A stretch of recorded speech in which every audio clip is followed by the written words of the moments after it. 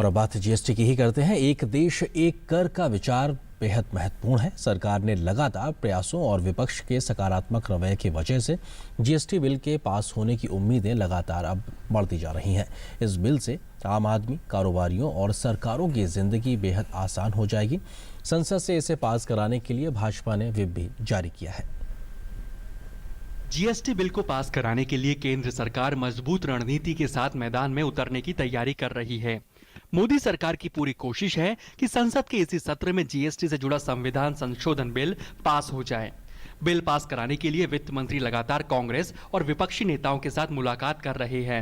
अब बुधवार को संविधान संशोधन विधेयक को राज्यसभा में पेश किया जाएगा। सभी राजनीतिक दलों से संवाद हो रहा है और संवाद के माध्यम से लगभग आखिरी चरण में जो है वो संवाद की प्रक्रिया हुई है। इस बीच बीजेपी ने अपने सभी राज्यसभा सांसदों को अगले 3 दिनों तक सदन में मौजूद रहने के लिए व्हिप जारी किया है। कैबिनेट ने जीएसटी पर संविधान संशोधन विधेयक में कुछ प्रमुख बदलावों को पिछले हफ्ते मंजूरी दे दी थी, जिसके बाद संसद से जीएसटी के पास होने का रास्ता साफ होता नजर आ रहा है।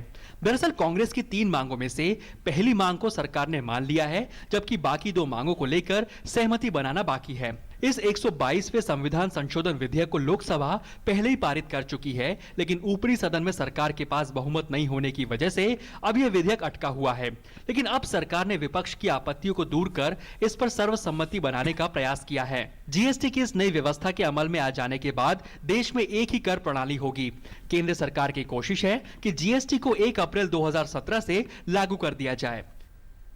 DD news.